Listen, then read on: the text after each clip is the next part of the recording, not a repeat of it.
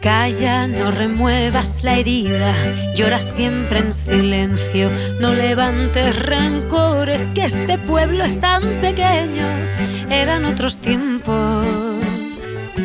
Calla, no remuevas la herida, llora siempre en silencio, no levantes rencores, que este pueblo es tan pequeño, eran otros tiempos.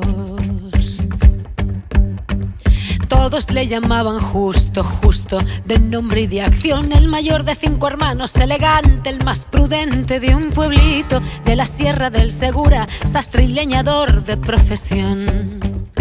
Se hablaba con la extensión, morenita, la de Amalio, de los pocos que leía, estudiaba por las noches en los 3 meses de invierno, él cantaba por las calles, siempre alegre una canción.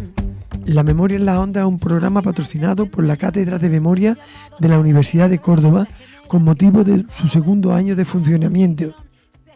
Hoy tenemos como invitado a Arcángel Bedmar, profesor de instituto.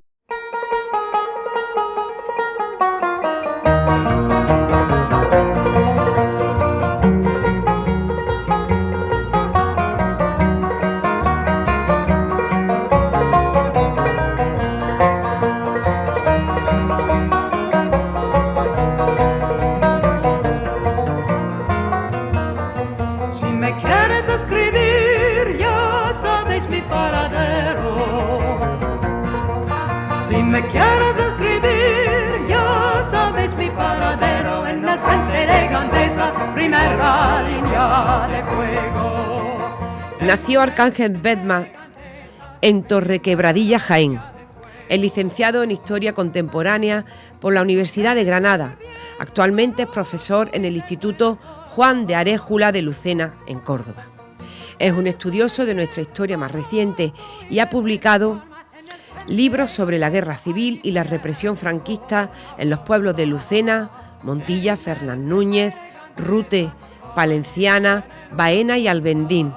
Algunos de estos tienen hasta agotadas sus ediciones. Ha realizado investigaciones en los pueblos de Montemayor, Nueva Cartella e Iznájar. Ha elaborado a petición de los familiares de las víctimas informes de 3 fosas comunes en los cementerios de Lucena, Baena, Rute e inmediaciones de Castro del Río. Escritor, articulista en revistas especializadas, conferenciante en jornadas y congresos teniendo como eje principal la Segunda República, la Guerra Civil y la represión franquista. Desde 2003 a 2011 ha coordinado la jornada Memoria y Olvido sobre la Guerra Civil y la represión franquista, organizadas por la Concejalía de Cultura y Patrimonio del Ayuntamiento de Lucena. Colabora con la página Todos los Nombres, listados de represaliados que se puede consultar por internet. Ha sido homenajeado por la Dirección General de Memoria en el año 2013, junto a un grupo de investigadores en reconocimiento al compromiso y a la memoria democrática del pueblo andaluz. Fue miembro del Comité Asesor de la Cátedra de Memoria Histórica del Siglo XX de la Universidad Complutense de Madrid desde 2015 a 2016. Nombrado cronista oficial en 2017 por el Pleno del Ayuntamiento de Lucena y miembro del Consejo Asesor de la Cátedra de Memoria Democrática de la Universidad de Córdoba. En su blog, que tiene publicados 61 artículos extensos, nos ha llamado la atención uno, creemos que es el último, cuyo título es La violencia sexual en Baena durante la Guerra Civil, y hemos querido transcribir una pequeña parte. Ay, mi pequeña, me di cuenta ahora de cuánto me está costando dejar salir algunos recuerdos. No es que sea un secreto, es solo que fue un episodio que marcó mi vida y mi reputación, si es que a los pobres se nos permitía tener de eso, y acabaría siendo uno de los motivos que provocaría más adelante mi destierro del pueblo. Cuando mejor se sentía era violado a las mujeres del otro bando, las que habían quedado solas, sin un marido que pudiera defenderlas. No necesitaban ir a la iglesia ni a la confesión porque lo que hacían, a su entender, estaba más que justificado. Nosotras pagábamos con nuestro cuerpo un altísimo precio por mantenernos con vida. Este era nuestro beneficio, salvar la vida, que no era poco. Yo ese precio se lo pagué con creces a aquellos malnacidos. Hombres y mujeres a los que se nos suponía adoctrinados en la fe católica eran auténticos criminales, seres perversos, depravados y sádicos. Esto contó Manuela Romero Sánchez, cuyo marido y hermanos huyeron de Baena a zona republicana al comienzo de la guerra. Quedó con 35 años en la localidad al cuidado de sus hijos pequeños. Esta circunstancia la aprovechó un guardia municipal para violarla durante años. La autora conocía el nombre, apellido y el apodo del guardia, al igual que el autor de este blog, pero prefirió omitirlo en su relato. Trinidad Gallego Prieto, enfermera militar en Madrid durante la guerra, en 1939 había sido encarcelada junto a su madre y su abuela de 87 años. Tras pasar por varias cárceles, en mayo de 1943 la liberaron de la prisión maternal de Carabanchel, donde había ejercido como matrona. Narró su calvario en una clínica de un conocido ginecólogo de Baena, y decía así: ese doctor abusó de mí en la clínica muchas veces, y yo no tenía a quién quejarme. ¿Quién iba a creer a una expresa comunista y no al doctor de una buena familia de derecha? Aguanté 3 años.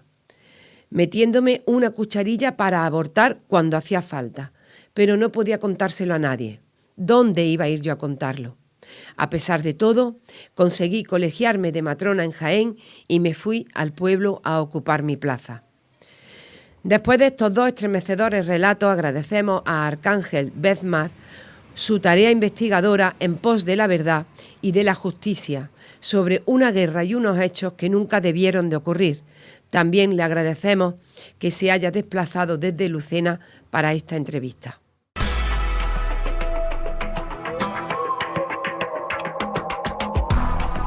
Paradigma Media Andalucía es una entidad sin ánimo de lucro cuyo objetivo es ofrecer a la sociedad una plataforma de información libre y objetiva, como por ejemplo esta radio. La protagonista de las noticias es la ciudadanía de Córdoba.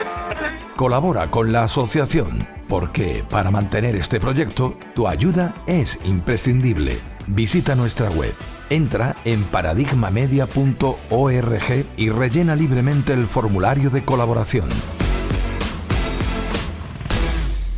Paradigma Media Andalucía, la información del pueblo y para el pueblo.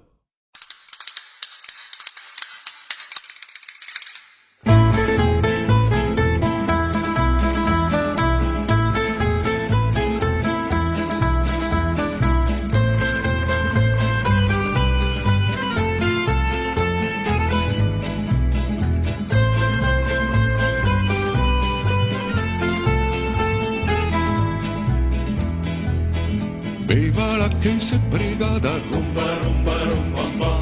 Viva la 15 brigada, rumba, rumba, rumba, rumba. Que te ha cubierto de gloria, ay caramela, ay caramela. Que se ha cubierto de gloria. Buenos días, Arcángel. Buenos días. Buenos días, Arcángel. Buenos días. Entramos de lleno en el tema y la primera pregunta será sobre tu trabajo. ¿Ha sido fácil tu labor profesional de enseñante y tu tarea investigadora en Lucena? Fácil compaginar esas dos actividades. Es fácil, lo que pasa que por otro lado pues supone un esfuerzo inmenso, porque es verdad que yo no he tenido contratiempo en mi labor investigadora ni como profesor, pero sí es verdad que tratar de llevar a cabo esas dos tareas a la vez pues exige un trabajo inmenso, eso sí. Ya. ¿Desde cuándo llevas investigando sobre temas de la campiña? Llevo, me parece que 25 años. Hace 25 años que empecé en el 97 y vamos a entrar en el 2024, pues ya hace más de un cuarto de siglo que ando liado con este tema. Empecé con Lucena. Porque tu primer trabajo fue allí en Lucena también. Sí, mi primer libro fue de Lucena y ya fui ampliando el abanico, ¿no? Ya empecé después con la zona de, hacia el norte, ¿no? Fernán Núñez, Montilla, Rute, Baena, el libro de Albendín, ahora que lo han llevado también al cine, Palenciana, y ahora mismo estoy investigando sobre Nueva Cartella, pero para sacar un libro. También investigué en su momento sobre Montemayor o sobre Iznájar, pero en plan articulista, ¿no? No en plan de sacar una bibliografía. Y ahora sí, ahora estoy también ligado con esto, más algunas colaboraciones que van saliendo, de manera que siempre está uno ocupado con Arcángel, unas cosas y otras. ¿Y cuál es el pitido de salida? Hace 25 años, ¿el Sí, por qué? Pues ¿El por muy qué te vas fácil. por aquí? Mira, yo soy aficionado al carnaval y resulta que, bueno, nosotros teníamos una pequeña agrupación allí en Lucena y siempre en los medios de comunicación se decía que aquella fiesta no tenía tradición en Lucena, que era una fiesta sin tradición. Y entonces yo quise ahondar un poco en cuáles eran las raíces del carnaval de Lucena. Y bueno, una chica, una amiga, pues me habló de una vecina que era mayor y que tenía muy buena memoria y que ella recordaba que se sabía canciones. No sabía si del carnaval, pero que era una mujer que cantaba canciones antiguas. Y entonces yo me pasé un día por allí. Y ella pues me cantó algunas cosas y una de las canciones que me cantó, si no recuerdo mal, decía algo así: en España hay un hombre que se gradúa para la libertad, se llama Montoya y por ir a echar un mitin lo iban a matar. Montoya, Montoya, tú eres el mío, Montoya, Montoya, cuántos palos has resistido, pero diciendo Montoya todo el mundo te ha querido. Entonces yo me quedé, digo, bueno, ¿y por qué le cantan a Montoya? ¿Quién era Montoya? Dice, pues uno que fusilaron en la guerra a él y a un hermano de 16 años.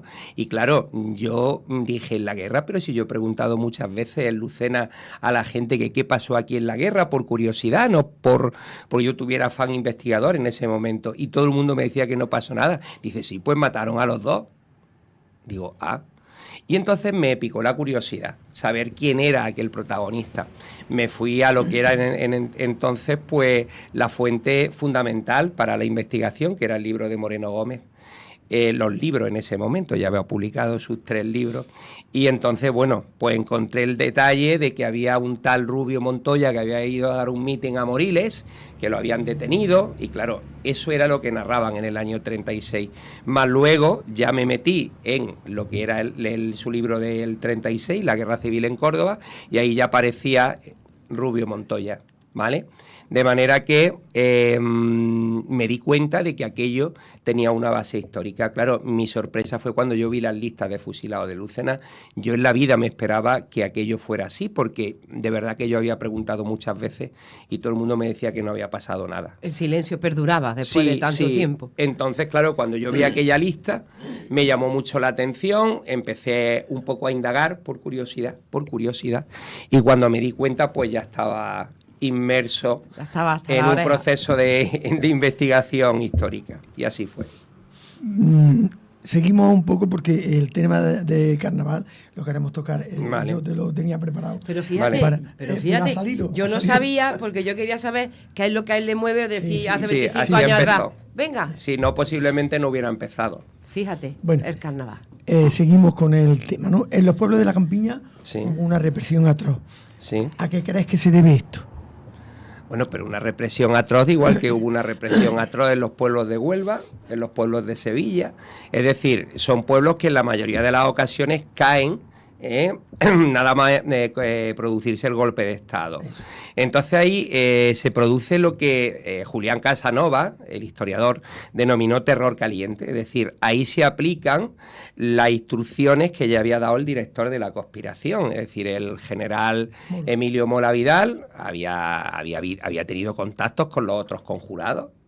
Incluso con el propio cuartel de artillería de Córdoba, que era la máxima autoridad militar, la máxima unidad militar, no autoridad. Pasa que allí estaba el coronel Ciriaco Cascajo, ¿no?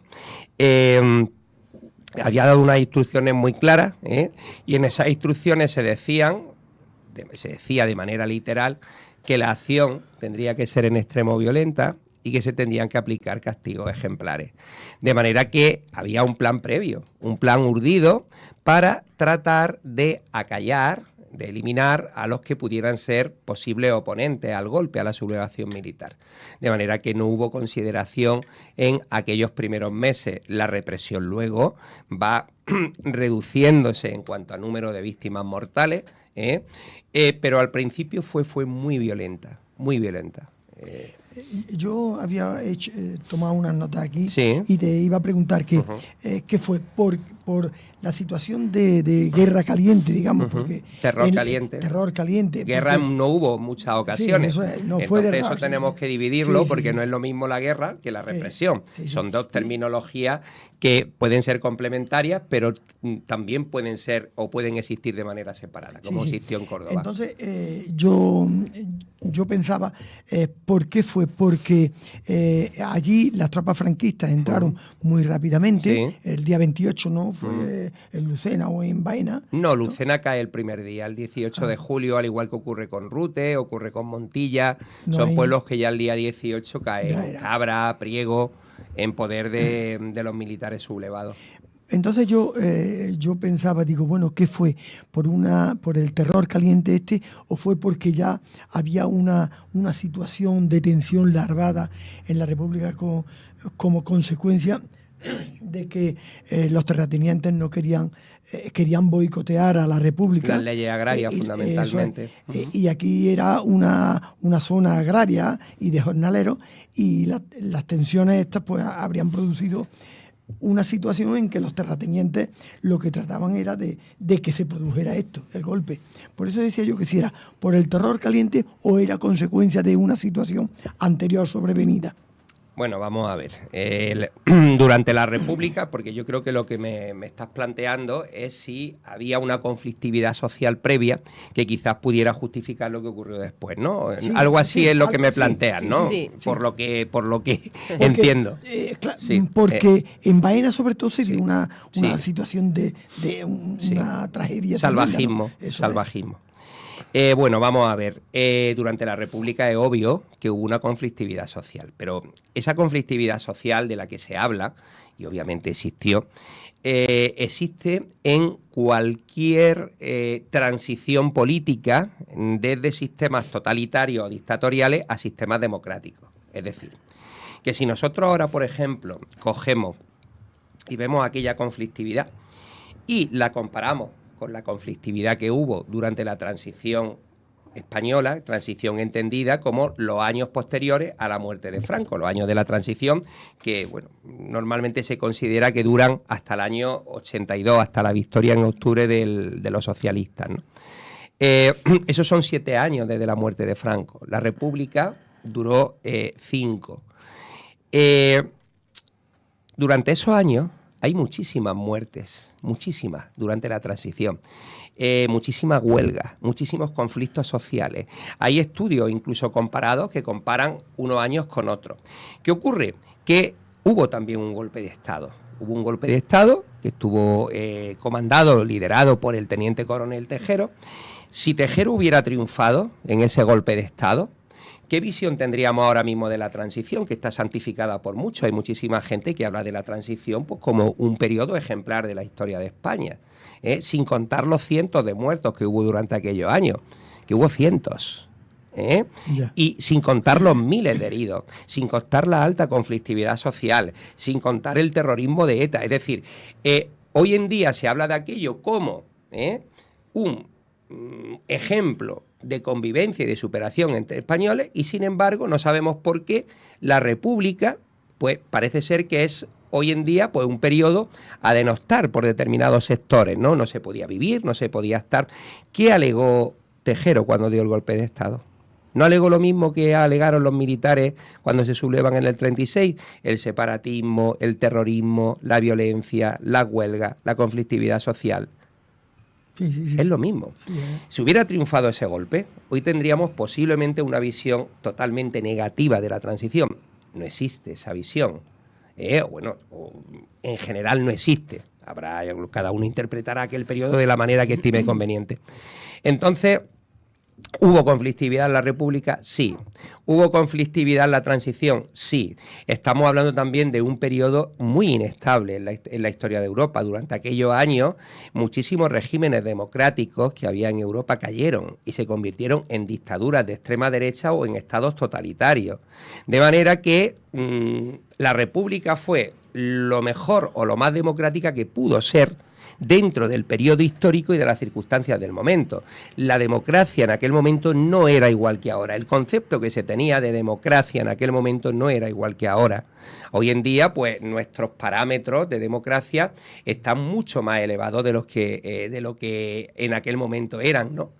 Entonces, hay que ver siempre esto en una perspectiva histórica, ¿no? Que hubo conflictividad, claro, y durante el trienio bolchevique, que estaban los gobiernos monárquicos, no hubo conflictividad en la provincia de Córdoba. Cuando Díaz del Moral escribe su historia de las agitaciones campesinas andaluzas, ¿de qué estamos hablando?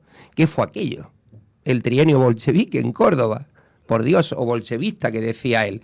Pues una conflictividad tremenda, con huelgas, con manifestaciones, con muertos, con enfrentamientos con las fuerzas de orden público. ¿Quién gobernaba entonces? ¿La República? ¿Ah? Entonces, eso ha sido siempre una constante. ¿Por qué? Pues porque había una injusta distribución de la tierra en un periodo en el que la mayoría de la población vivía de la agricultura. Entonces, como había muchísimo latifundista, había mucha diferencia social entre las clases elevadas, los propietarios, los terratenientes, los señores de casino y el jornalero, pues esto obviamente llevaba a una conflictividad, porque cuando venían épocas de malas cosechas subía el precio del pan, había poco trabajo porque no llovía y había poco trabajo, y la gente cuando tiene hambre pues se convierte prácticamente en un animal. Es normal, tú quieres satisfacer tus necesidades básicas. La primera es comer, y a partir de ella vendrán otras, pero la primera es esa. Entonces no se puede justificar, y hay estudios muy buenos al respecto. Quien quiera que se lea alguno sobre la transición, sobre la conflictividad, ya digo que hay estudios buenos. Yo tengo en casa, ahora mismo estoy haciendo memoria, pero hay uno que se llama la transición sangrienta, y es muy bueno, es muy bueno. No recuerdo ahora mismo el autor, que lo tengo en casa. Hay otros también sobre la conflictividad de la Segunda República, con estudios pues prácticamente detallados, también muy interesantes, con análisis de por qué se produce aquello.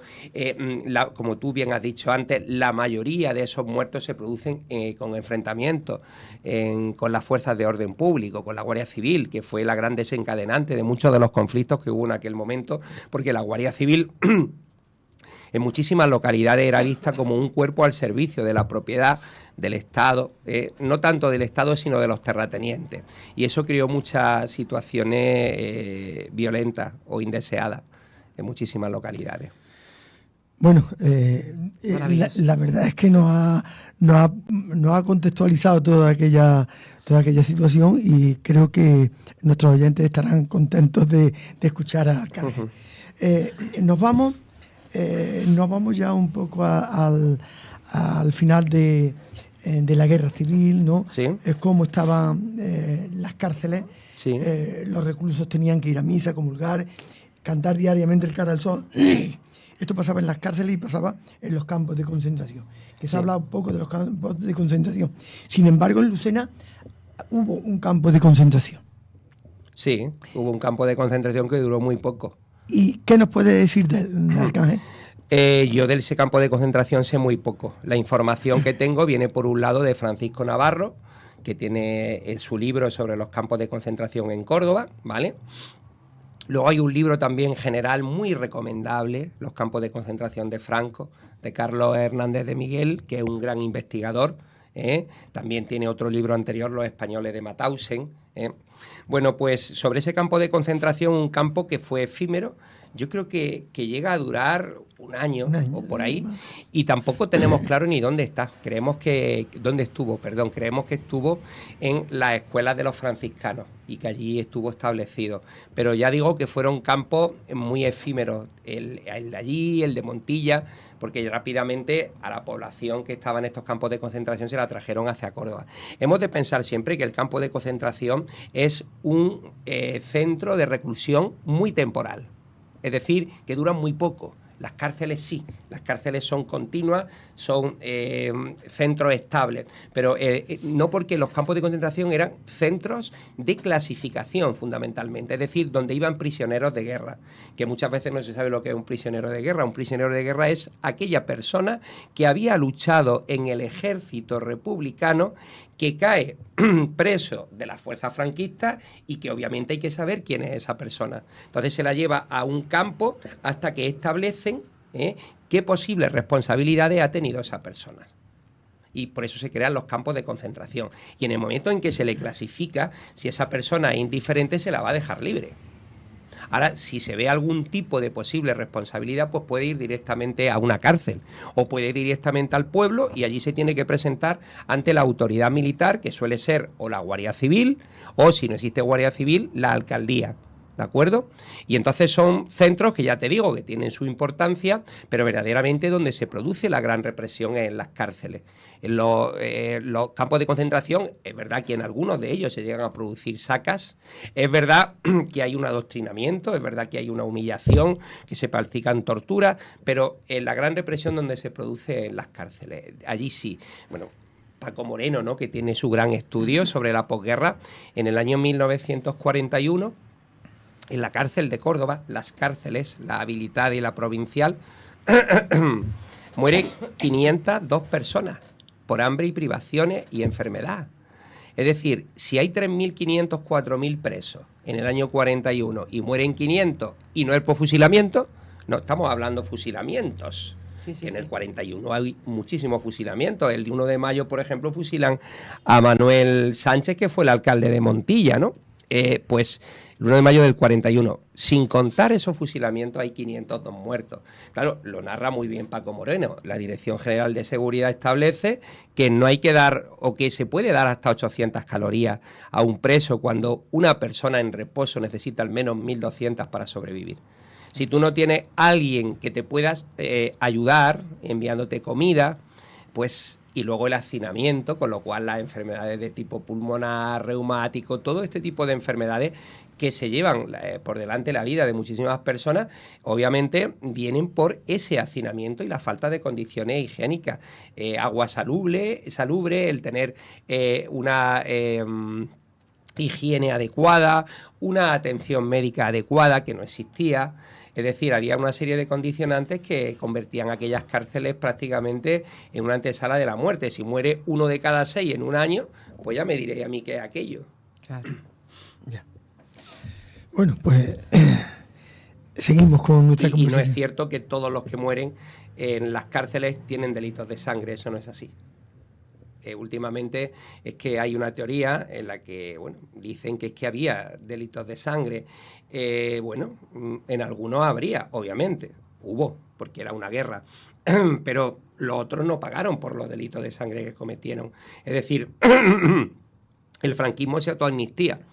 Hay una ley, de la ley de la jefatura del Estado, que considera no imputables, es decir, no delitos, todas aquellas acciones que se hubieran cometido desde la proclamación de la República por parte de personas afectas al golpe de Estado. De manera que ellos no tienen que pagar por sus delitos, los otros sí. Pero ya digo que no todos los que son condenados a penas de muerte o a cárceles es por delitos de sangre, eso no es así. Y otra cuestión, ¿qué garantías procesales había en los juicios? ¿Qué garantías procesales existían en un consejo de guerra? ¿Qué formación en derecho tenían los consejos de guerra? Porque lo que eran militares nombrados por el gobierno. Es decir, esa gente sabía de derecho lo que yo. Sí, sí. Un teniente, solía ser, pues, los capitanes eran los vocales, a lo mejor un coronel, un teniente coronel, solía ser el presidente, y el único que tenía, por ley, formación en derecho era el fiscal, el que acusaba. Ese sí tenía formación en derecho, pero a lo mejor el defensor era un sargento, que además en la graduación militar estaba por debajo de los otros. Pues ya me dirán a mí si eso tiene algo que ver con la justicia, no sé. Es que son tantas cosas de las que se podría estar hablando. Muy bien. Bueno, pues seguimos. Habíamos hablado en tu presentación, ¿sí?, en una de las entradas de tu blog, de la violencia sexual en Baena durante la Guerra Civil. Sí, una entrada suelta, vamos. Sí, y cómo analizas tú esto, cómo te das cuenta de que hay estos casos que tú apuntas en tu blog. ¿Qué investigas tú sobre esto? Bueno, yo los datos que doy ahí se basan fundamentalmente en investigaciones de la propia justicia franquista. Es decir, que el escándalo era tan mayúsculo que incluso personas allegadas al nuevo régimen pues se ven violentadas, o sea, ven que aquello no tiene sentido, ven que aquello ya es un abuso que no es inexplicable, y lo que hacen es denunciar esas actuaciones. Por ejemplo, yo ahí narro con detalle lo que ocurre con el sargento de Baena, con Fidel Sánchez Valiente de la Rica. A este señor se le abre pues un proceso de investigación, una causa judicial, precisamente, bueno, también porque no le pagaba la paja al proveedor, es decir, reunía varias cualidades que no son precisamente ejemplo de virtudes. Y entonces varias personas de allí, de Baena, ya digo, allegadas a las nuevas autoridades franquistas, lo que hacen es denunciarlo, y entonces dan detalles de aquello. Dan detalles, entonces se le llama a declarar prostituta, dice cómo, por ejemplo, la reúne para comer, pero luego no les pagan, con lo cual, independientemente de que sean prostitutas, si tú contratas algo y no le pagas a esa mujer, en realidad tú estás violándola. Pero es que aparte de eso, este señor intentó y lo consiguió acostarse con viudas de fusilados, y el propio teniente Fidel Sánchez Valiente de la Rica, pues también se le abrió una causa judicial porque se enreó con la cocinera de una casa donde se estaba alojando. Algo tuvo que pasar allí, porque rápidamente le dieron salida hacia Puente Genil. Y luego hay otros casos que sí sabíamos, ¿no?, a través del testimonio oral. El caso que has contado de Trinidad Prieto, esta mujer lo narró ella en el diario El Mundo. Era su recuerdo de cuando había estado en una clínica ginecológica bastante famosa, que estuvo hasta los años 60 funcionando en Baena, y que, bueno, yo creo que la gente sabe quién puede ser el dueño de aquella clínica o el ginecólogo, pero yo no lo voy a decir, obviamente. Pues esa mujer estuvo trabajando allí, y ella lo narra. Es decir, yo no creo que esa mujer se invente lo que está narrando ahí, ¿no? Ni la otra, cuando me llamó a mí Patricia Ordóñez para hablar de que iba a escribir un libro sobre su abuela y me habló de quién era la persona que la había violado, pues yo rápidamente dije, pues sí, o sea que yo ya tenía datos al respecto, porque esas cosas o quedan en la memoria familiar, con lo cual muchas de estas historias se pierden, por desgracia, o lo hemos conseguido a través de consejos de guerra. Hay un caso también en Nájar muy llamativo, que hay también un consejo de guerra abierto, y en ese caso pues también tenemos los datos dados por las propias víctimas, por los que vieron aquello, y tenemos datos de ese tipo, ¿no? O tenemos datos, digo, que en Lucena hubo una mujer a la que le cortaron un pezón y le dejaron el otro porque estaba amamantando a un bebé. Entonces, casos de este tipo ha habido en muchísimos de los pueblos. Es decir, se puede hacer un artículo científico bueno sobre la violencia sexual, ¿no? Esto también tiene sentido por lo que yo narro ahí, ¿no?, de Queipo de Llano, cuando dice aquello del día en el que nuestros valientes legionarios entren en los pueblos, sabrán las mujeres lo que son hombres de verdad, ¿no? Y esas anarquistas, esas comunistas sabrán lo que son hombres de verdad. Y acaba diciendo, dar patada y berrear no la salvará. Hombre, si tú dices eso al acabar la frase, ¿a qué incitas? No hay que ser muy corto de mollera para saber que se está diciendo algo, que se está diciendo algo. Por eso también, eso es lo que hace que hubiera mucho miedo a las tropas moras, porque tenían fama no solamente de rapiñar, sino de violar.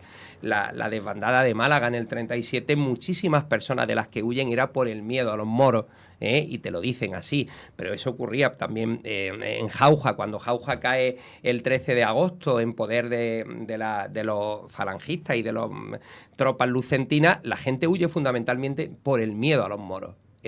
Habían entrado ya en Herrera, se sabía lo que había ocurrido, habían entrado en Puente Genil el 1 de agosto, habían entrado en Baena el 28 de julio, y entonces había pavor tremendo, porque sobre todo quien tenía hijas pequeñas, que con 15 años, con 18, mujeres, pues esas mujeres salían, pues obviamente los padres trataban de protegerlas y de que huyeran, porque había mucho miedo a la violencia sexual. aquí en Palenciana, a una mujer que no era una mujer que no tenía responsabilidades políticas, pero su marido resulta que era el líder de la CNT de allí, del sindicato anarquista del Centro Obrero, y cuando él huye, a ella la detienen, estaba embarazada, y le abrieron el vientre.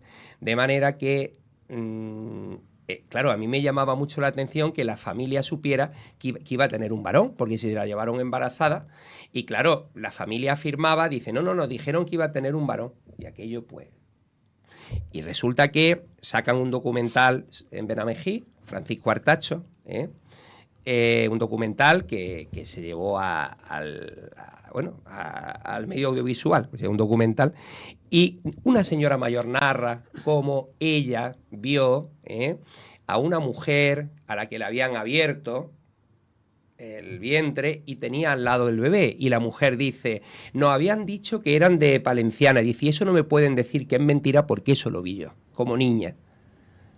Y fíjate tú cómo unimos, y ya llamé yo a la familia de Palenciana para informarle, digo, mira, es duro, y le mandamos incluso las imágenes de esa señora que ya estaba muy mayor, en cama, narrando aquel hecho. Entonces se dieron muchos casos, o sea que en el sur hubo muchos casos de violencia sexual. Yo no conozco, en la zona que yo he investigado, casos de violencia sexual contra mujeres, o sea, por parte de los republicanos hacia las mujeres, no los conozco.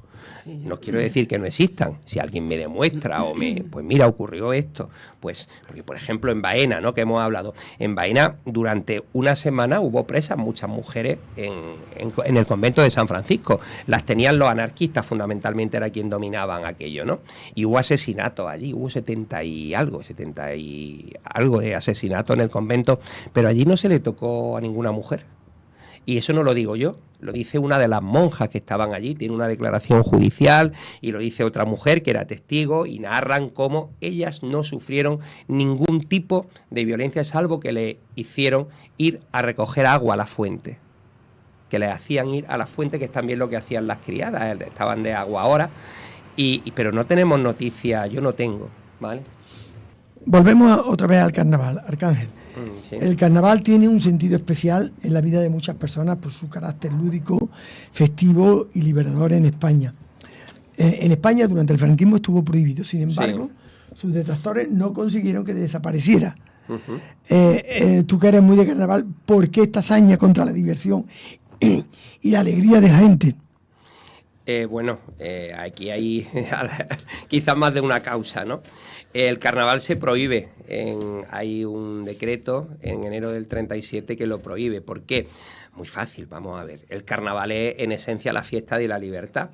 Si hay censura, pues el carnaval no tiene ningún sentido. Es decir, el carnaval normalmente se basa en la crítica social, política. Y entonces, si no hay libertad, pues el carnaval no tiene sentido. Pero aparte, por ese carácter transgresor que tiene, la dictadura no lo ve con buenos ojos. Es decir, una dictadura, ¿cómo va a ver bien que haya una crítica contra su gestión? Luego, por otro lado, está la influencia de la Iglesia, que había considerado esta fiesta como pecaminosa y, en consecuencia, pues bueno, también aboga por su prohibición. Porque es una fiesta pues con componentes obviamente muy laicos, componentes pues libertinos, lúdicos, como tú dices, que quizás casan mal con la nueva ideología imperante, con aquel nacionalcatolicismo, ¿no?, que consideraba español solamente las tradiciones católicas. Y claro, el carnaval existe donde existe el cristianismo, curiosamente, porque el carnaval no se pone hasta que no se pone la Semana Santa. Es decir, es los 40 días anteriores, ¿no?, es cuando se celebra el carnaval, la cuaresma. Y, como digo, casaba mal con aquel concepto que había de sociedad del momento. Es decir, el nacionalcatolicismo no comulgaba con aquellos días de diversión, de crítica y de libertinaje, en cierto modo. Pero sí se supo hablar, bueno, había letras que no hablaba de gallina y de otras cosas. Pero bueno, se encubría, digamos, el mensaje. Pero estuvo prohibido, es sí, decir, no, prohibido. Salvo, por ejemplo, en Cádiz Sí, el carnaval volvió en el 48 con el nombre de fiestas típicas. ¿En mayo? Y todas las letras tenían que pasar por... No, en mayo no, volvió de nuevo en febrero. Lo que pasa es que luego en los 60 me parece que es cuando vuelve a mayo. Vuelve a mayo, ¿no? Lo que ocurre en esto, en Cádiz, es que en el 48 sí se permite de manera extraordinaria. Lo mismo que ocurriría en Canarias, se permitiría con posterioridad, pero tú tenías que llevar las letras al ayuntamiento y el ayuntamiento decidía qué se cantaba y qué no se cantaba, con lo cual tú ya practicabas la autocensura, porque ya sabías que hay cosas que no se podían cantar. O lo camuflabas como pudieras. Sí, eso es lo que ocurría, pero aún así esas letras también se censuraban. O se sacaba una doble letra, una para el concurso y otra para la calle, o para sitios privados. Entonces también era otro recurso para luchar contra la censura. Está visto que el franquismo atacó por todos los lados lo que era el pueblo. Bueno, a una de las tradiciones del pueblo sí, que como era el carnaval. Bueno, estamos llegando ya casi al final de la entrevista con el Arcángel, ¿no? Pero siempre queremos terminar un poco, saber la opinión de la situación actual en el país, en España, ¿no? Bueno, eso ya... yo sé que siempre, y en estos momentos también es complicado, ¿no? Sí. Pero ¿cómo ves tú este enconamiento que hay ahora mismo y en los últimos sucesos que se están dando, ¿no? ¿Cómo lo ves tú? A mí, hombre, sobre la situación política actual me gusta opinar poco, por lo menos públicamente, porque, claro, yo me dedico al pasado fundamentalmente. El presente, pues, lo suelo dejar cuando la gente me pregunta, ¿y tú crees que si la República hubiera seguido? Yo siempre digo lo mismo, digo, mira, yo no soy adivino, si no estaría trabajando por las noches echando las cartas en Telecinco o en los programas estos que hay de Antena 3 o de donde sea. Entonces, sí es verdad que, claro, el enconamiento, el discurso político duro, enrevesado, no enrevesado, pero sí duro, pues sí, en cierto modo te puede recordar a épocas pasadas, por desgracia. Yo creo que la política tiene que tener, el debate político tiene que tener unas ciertas normas de cortesía, de educación, de convivencia, que en cierto modo por algunos agentes o actores políticos se están perdiendo. Esa es mi opinión y no quiero andar más en el tema porque considero que en una democracia todas las opiniones son válidas, son respetables y yo desde luego no soy analista político. Si no, pues a lo mejor sería concejal o alcalde, no lo sé, pero no, mis derroteros no han ido por ahí. No, aparte hay que tener buenas espaldas para ser político y yo no las tengo. Muy bien. Bueno, pues muchas gracias por estar aquí con nosotros esta mañana y aquí tienes tu casa y las puertas abiertas siempre para cada vez que quieras venir, ¿vale? Muy bien, muchísimas gracias. Gracias a vosotros. Muchísimas gracias. Eran otros tiempos. Calla, no remuevas la herida, llora siempre en silencio. No levantes rencores, que este pueblo es tan pequeño. Eran otros tiempos. Todos le llamaban justo, de nombre y de acción, el mayor de 5 hermanos, elegante, el más prudente de un pueblito de la Sierra del Segura, sastre y leñador de profesión. Se hablaba con la ascensión, morenita, la de Amalio, de los pocos que leía, estudiaba por las noches en los 3 meses de invierno, él cantaba por las calles, siempre alegre una canción. Al final del 38 son llamados a la guerra, la generación más joven, la quinta del biberón, se subieron al camión como si fuera una fiesta, pero él fue el único que no volvió. Y ahora yo logro oírte cantar, se dibuja tu rostro en la armonía de este lugar. Y ahora yo logro oírte cantar. Si no curas la herida, duele su cura, no guarda paz. Tras 13 días sin noticias, la alegría de un segundo, llega una carta de vuelta, otra de su compañero, fue una bala, nos leía el diario armario me quedé con su cuchara, la guerrera y el mechero. La madre ya nos baja gritando por la cuesta: canallas, me lo habéis matado. Sin una flor, sin un adiós, la única tumba, la de su corazón. Pero ahora yo logro oírte cantar, se dibuja tu rostro en la armonía de este lugar. Y ahora yo logro oírte cantar, si no curas la herida, duele su cura, no guarda paz.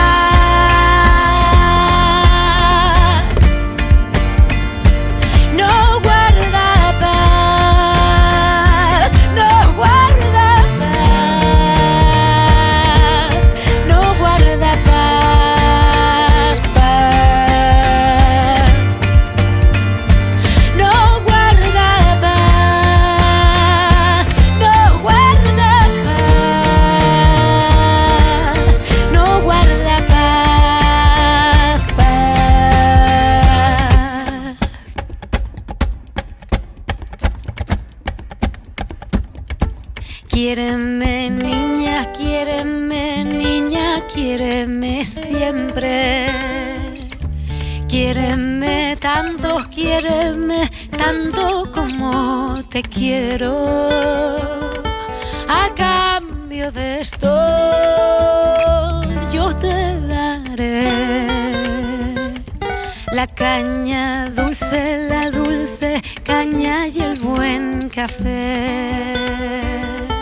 La caña dulce, la dulce caña y el buen café.